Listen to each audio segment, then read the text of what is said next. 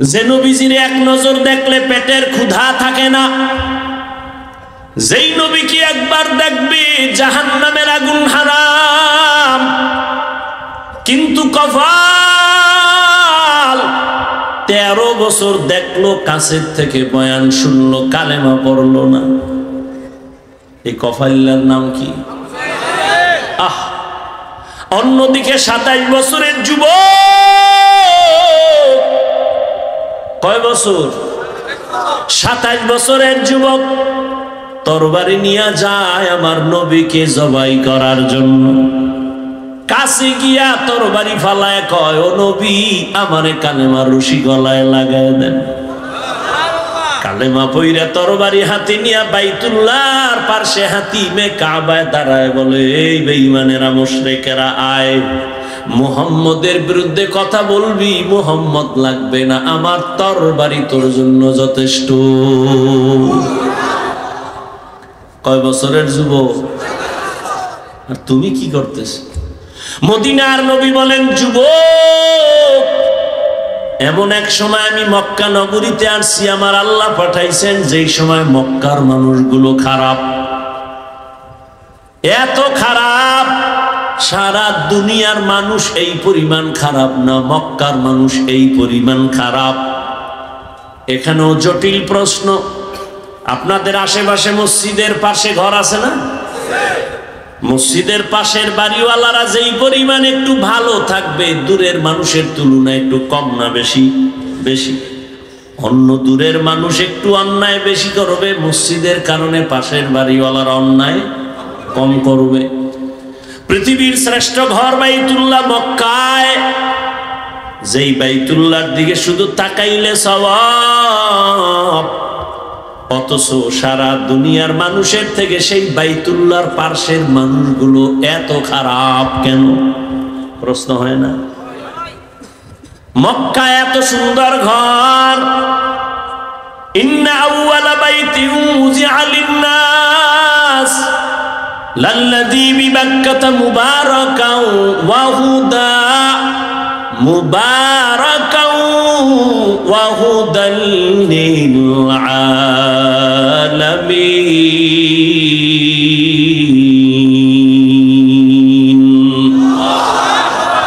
হেদায়েতের ঘর বাইতুল্লাহ, পৃথিবী বানায় আল্লাহ প্রথম ঘর বানাইছেন ইবাদতের।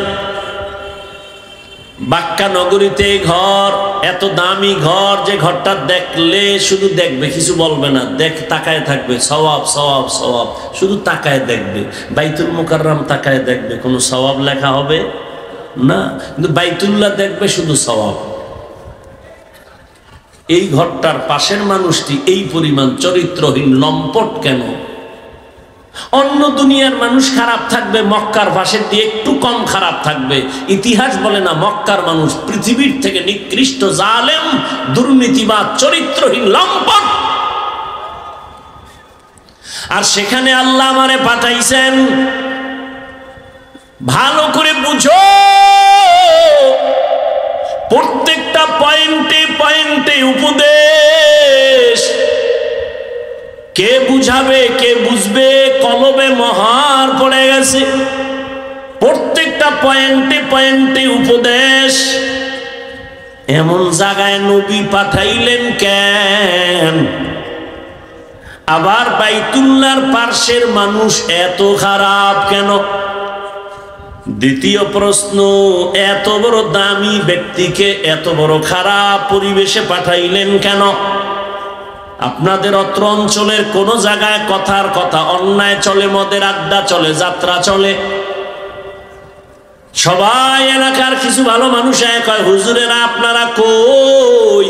বড় হুজুরেরে বললেন কি করা যায়? কয়, পরামর্শ ডাকি ডাকছে, যাত্রা বন্ধ করা লাগবে, মদের আড্ডা বন্ধ করতে হবে। এবার বড় হুজুর কয়, তোমরা এখানে থাকো, আমি লাঠি লয়ে গিয়ে ওখানে ভিড়াইয়া বন্ধ করি। সবাই বলে, খবরদার, আপনি যাবেন না। কে যাবে? ইমাম সাহেব কয়, না। কে যাবে? কয়, এই এলাকার কিছু যুবক আছে, মোটামুটি এরা দিনের লাইনে মায়া আছে, এগো আগে পাঠাও, যাইয়া দেখবে পরিবেশটা কেমন। যাওয়ার পরে যদি আমগো যাওয়ার মতো সুযোগ হয়, আমরা হুজুরেরা যাব, আমরা মোটামুটি নিম্ন মধ্যম ধরনের হুজুরেরা যায় যদি দেখি পরিবেশটা মোটামুটি লাইনে আসছে, তখন বড় হুজুরের নিব। আগে বড় হুজুরের ওই খারাপ পরিবেশে নেওয়া যাবে না। প্রশ্ন বড় জটিল, মক্কার মানুষ বড় খারাপ। প্রশ্ন এক, মক্কার পাশের মানুষ খারাপ কেন? প্রশ্ন দুই, এই সুন্দর ঘরের পাশের চূড়ান্ত খারাপ মানুষের মাঝে সৃষ্টির শ্রেষ্ঠ ব্যক্তিটারে পাঠাইলেন কেন? এটা তো একটা পবিত্র জায়গায় পবিত্র পরিবেশে পাঠানোর দরকার ছিল। বুঝাইতে পারবো, মানবা না, কলমে মহার পড়ে গেছে।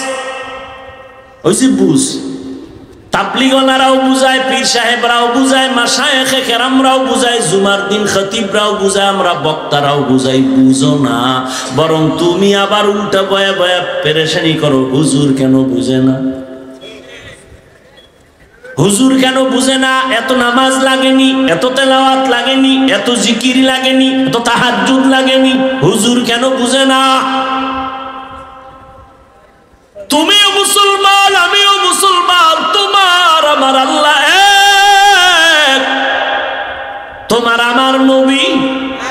এই স্বীকার কর, তোমার আমার নবী নাকি দুই? তোমার আমার কাবা, জিব্বা নাড়ায় কর।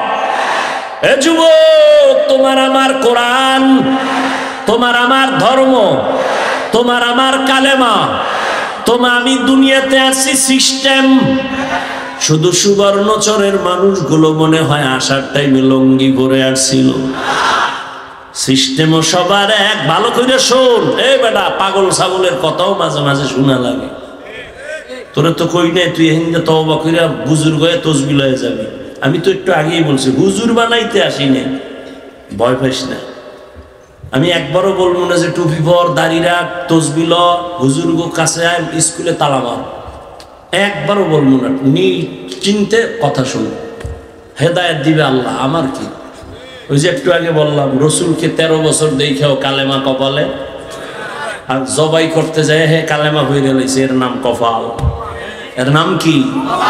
জিন্দেগি মে বন্দগি তু করনা হে, जिंदगी में बंदगी तू करना है,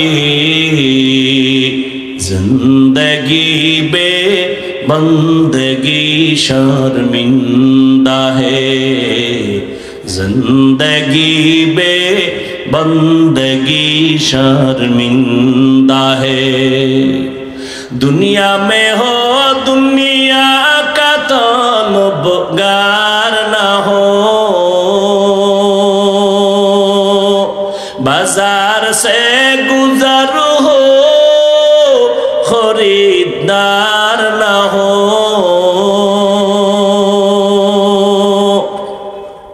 ये दुनिया एक मिसल कागज़ फूल है, ये दुनिया एक मिसल कागज़ फूल है, जिंदगी में बंदगी तू करना है, जिंदगी में बंदगी तू करना है, जिंदगी बे बंदगी शर्मिंदा है, जिंदगी बे बंदगी शर्मिंदा है। आए थे हम कुछ न कुछ खरीदने को, जैसे हो रोशन मेरे कल्बो रोहो, पर न कोई चारा दो जहां मैंने, वरना कोई चारा दो जहां मैंने, जिंदगी में बंदगी तू करना है, जिंदगी में बंदगी तू करना है जिंदगी